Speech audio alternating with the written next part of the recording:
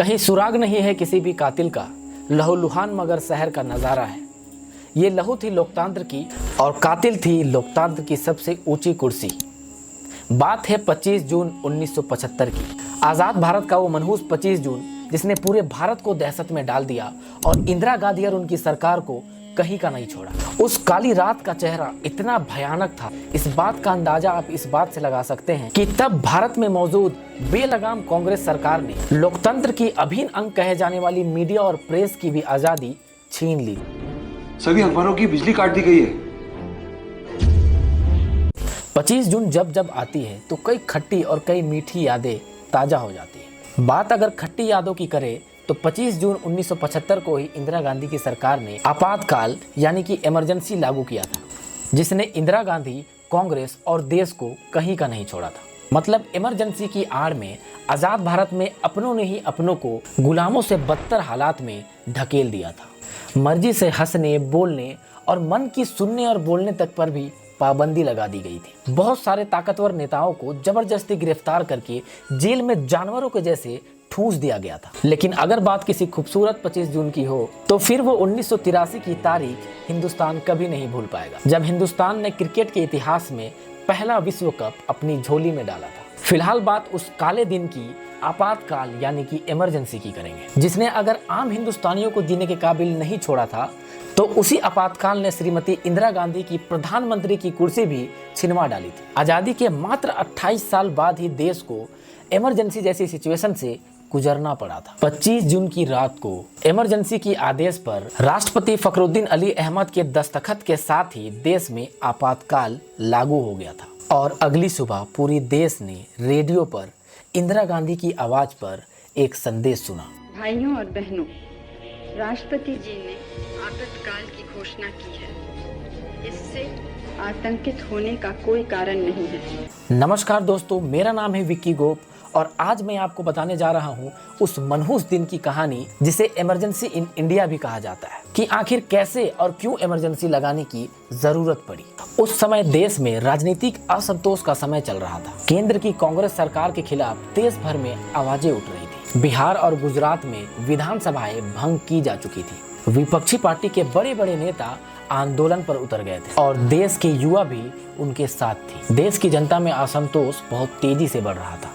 बेरोजगारी अपनी चरम सीमा पर थी और युवा आक्रोशित नजर आ रहे थे, जिसके कारण देश में बदलाव की लहर बहुत तेजी से उठ रही थी। विपक्ष की मांगे सरकार से बढ़ती जा रही थी और दूसरी तरफ तानाशाह के रूप में उभरी इंदिरा गांधी के अंदर एक डर बन रहा था और वो डर था सत्ता खोने का। वो कमजोर हो रही थी और अपनी कुर्सी को बचाने के लिए कुछ ठोस कदम उठाना चाह रही थी और उन्हें यह भी डर था कि कहीं अमेरिका उनके खिलाफ कोई चाल न चल दे और कहीं उनका तख्ता पलट ना हो जाए। इंदिरा गांधी ने अपने एक रिपोर्ट में यह भी कहा था कि वो अमेरिकी राष्ट्रपति रिचर्ड निक्सन के हिट लिस्ट पर सबसे ऊपर थी। देश की चरमराई व्यवस्था, तख्ता पलट का डर और तानाशाह के कुछ शैतानी चेहरों ने मिलकर लिखी थी आपातकाल यानी कि इमरजेंसी की कहानी। इमरजेंसी के दौरान मौजूद रहे लोग बताते हैं कि इंदिरा गांधी उस समय हाथ से निकलती कमान देश के बिगड़े हालात और अमेरिका की खौफ में थी। वो देश को एक बड़ा झटका देना चाहती थी, लेकिन वो झटका इमरजेंसी के रूप में लिखा जा रहा है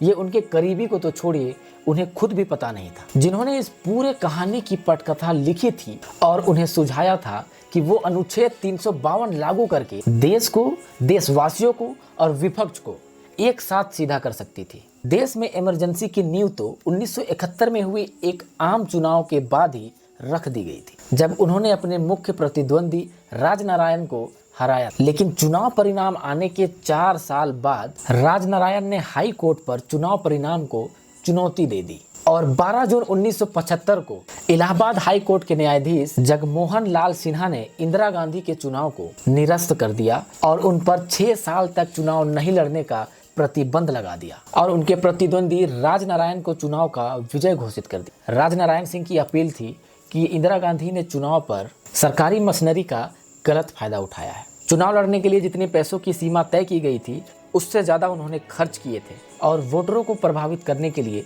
गलत तरीकों का इस्तेमाल किया और अदालत ने इन सभी आरोपों को सही ठहराया था। इसके बावजूद श्रीमती इंदिरा गांधी ने इस्तीफा देने से इनकार कर दिया। तब कांग्रेस के पार्टी ने भी बयान जारी कर दिया था कि इंदिरा गांधी की सरकार उनके लिए असहनीय है और इसी दिन गुजरात में चिमन भाई पटेल के विरुद्ध विपक्षी जनता मोर्चों को भारी जीत मिली और इसी दोहरे चोट से इंदिरा गांधी बौखला उठी। इंदिरा गांधी ने अदालत के इस फैसले को मानने से इनकार कर दिया और सर्वोच्च न्यायालय में अपील करने की घोषणा कर दी। 25 जून 1975 की सुबह थी जब पश्चिम बंगाल के मुख्यमंत्री सिद्धार्थ शंकर राय के फोन की घंटी बजी। वो उन दिनों दिल्ली में थे और बंग भवन के अपने कमरे में लेटे हुए थे। जैसे ही उन्होंने फोन उठाया तो फोन इंदिरा गांधी के ऑफिस से था और फोन पर थे उनके विशेष सहायक आर.के. धवन, जो उन्हें प्रधानमंत्री की आवास पर जल्द से जल्द आने को कह रहे थे। रॉय जैसे ही उनके आवास पहुंचे तो उन्होंने इंदिरा गांधी को अपनी स्टडी में ढेर सारी रिपोर्टों के बीच खुद को उलझा हुआ पाया। वो काफी परेशान दिख रही थी और तभी चाय के साथ इंदिरा गांधी और रॉय के बीच बातें शुरू हो गई। देश पर बिगड़ते हालात पर बातचीत करते हुए इंदिरा गांधी ने रॉय को कहा कि वक्त आ गया है कि अब हमें कड़े फैसले लेने होंगे। विपक्ष जिस तरह से मांगे कर रहा है और देश की व्यवस्था चरमरा रही है, ऐसे में देश को सख्त फैसले की जरूरत है। सिद्धार्थ शंकर रॉय से इंदिरा गांधी की बातचीत की वजह थी कि वो संवैधानिक मामलों में काफी एक्सपर्ट थे और इंदिरा गांधी उन पर विश्वास भी करती थी। अचानक इंदिरा गांधी की ऐसी बातें सुनकर रॉय तो पहले घबरा गए, लेकिन फिर उन्होंने कुछ समय मांगा और फिर रॉय ने कहा कि मुझे वापस जाकर संवैधानिक स्थिति को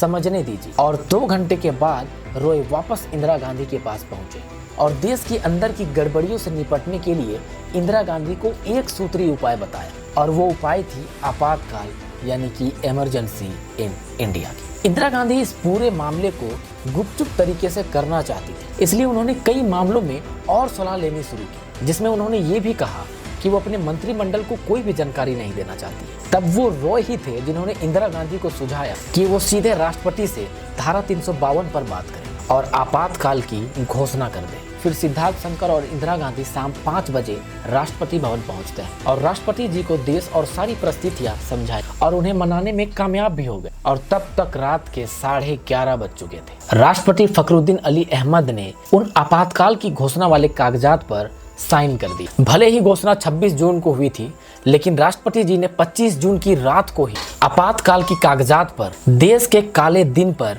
अपना मुहर लगा दिया था। आपातकाल के कागजात पर मुहर लगते ही इंदिरा गांधी ने एक बैठक बुलाई और ये बैठक सुबह 6 बजे बुलाई गई। सारा घटनाक्रम बहुत तेजी से घट रहा था। इंदिरा गांधी कल मंत्रिमंडल की बैठक पर और रेडियो पर क्या संदेश देगी, इसकी पूरी स्क्रिप्ट लिखी जा रही थी। सिद्धार्थ, स्पीच ऐसी होनी चाहिए जो लोगों को समझने में बिल्कुल दिक्कत ना हो कि इमरजेंसी क्या है।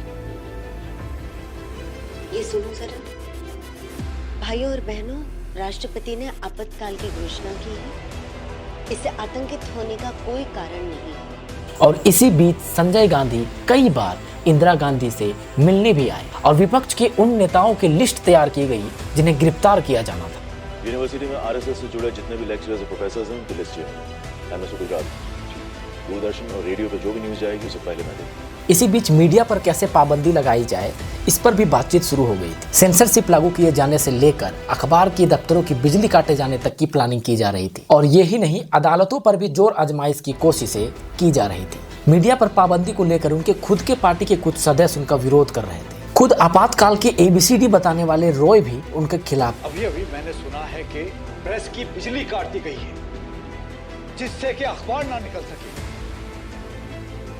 हाई कोर्ट को बंद किया जा रहा है, ताले लगाए जा रहे हैं। लेकिन तब तक बहुत देर हो चुकी थी। इंदिरा गांधी तब तक संजय गांधी के हाथों की कठपुतली बन चुकी थी और जब रॉय ने मीडिया पर पाबंदी को लेकर इंदिरा गांधी से बातचीत की, तब इंदिरा गांधी ने रॉय से कहा कि ऐसा कुछ नहीं होगा। सिद्धार्थ, अखबारों की बिजली नहीं काटी जाएगी और सभी हाईकोर्ट भी खुलेंगे। लेकिन अगले दिन सब कुछ उल्टा पड़ गया और सुबह से ही गिरफ्तारियां शुरू कर दी गई। और उन दिनों जयप्रकाश नारायण दिल्ली के रामलीला मैदान में युवाओं के साथ आंदोलन कर रहे थे। मोरारजी देसाई को भी गिरफ्तार कर लिया गया। मीडिया पर पाबंदी लगा दी गई, बिजली के कनेक्शन काट दिए गए। बहादुर शाह जफर रोड पर एक भी अफ्तार की दफ्तरें नहीं खुली और ना अखबार की मशीनें चली और ना समाचार पत्र छप सके। सिर्फ हिंदुस्तान टाइम्स छप सका क्योंकि उसका ऑफिस बहादुर शाह रोड पर नहीं था।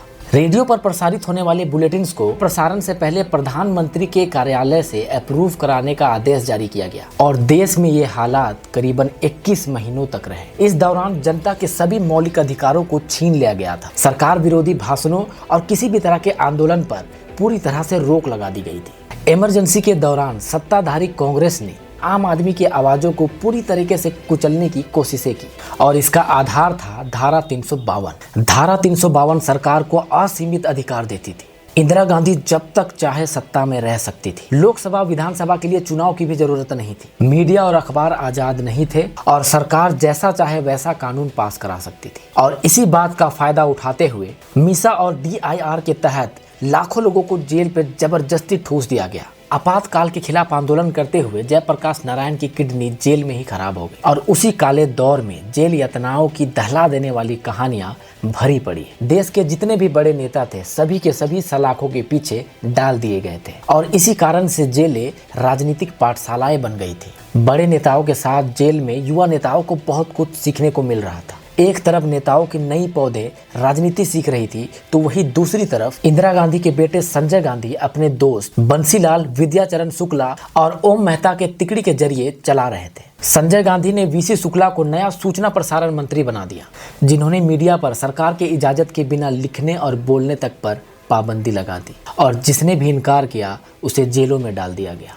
एक तरफ देश में सरकार के खिलाफ बोलने वालों पर जुल्म हो रहा था तो दूसरी तरफ संजय गांधी ने देश को आगे बढ़ाने के नाम पर 5 सूत्री एजेंडे पर काम करना शुरू कर दिया, जो था परिवार नियोजन, दहेज प्रथा का खात्मा, वयस्क शिक्षा, पेड़ लगाना और जाति उन्मूलन पर काम करना शुरू कर दिया। बताया जाता है कि संजय गांधी ने सुंदरीकरण के नाम पर दिल्ली के तुर्कमान गेट के सभी झुग्गियों को एक ही दिन में साफ कर डाला। लेकिन इस 5 सूत्री कार्यक्रम में सबसे ज्यादा जोर परिवार नियोजन पर था। लोगों की जबरदस्ती नसबंदी कराई जा रही थी। 19 महीने के अंदर देश के 83 लाख लोगों का जबरदस्ती नसबंदी करा दिया गया। कहा तो ये भी जाता है कि पुलिस बल गाँव को घेर कर जबरदस्ती पुरुषों को पकड़कर उनका नसबंदी करवा देती थी। इमरजेंसी के बहुत बाद इंदिरा गांधी ने एक रिपोर्ट में कहा था कि उन्हें लगता था कि भारत को शॉक ट्रीटमेंट की जरूरत है। आपातकाल के जरिए इंदिरा गांधी जिस विरोध को शांत करना चाहती थी उसी ने 19 महीने में देश का बेड़ा गर्क कर दिया। संजय गांधी और उनकी तिकड़ी से लेकर सुरक्षा बल और सरकारी कर्मचारी सभी बेलगाम हो चुके थे। एक बार इंदिरा गांधी ने कहा था कि आपातकाल लगने पर विरोध पर एक कुत्ता भी नहीं भौंका था, लेकिन 19 महीने में उन्हें अपनी गलती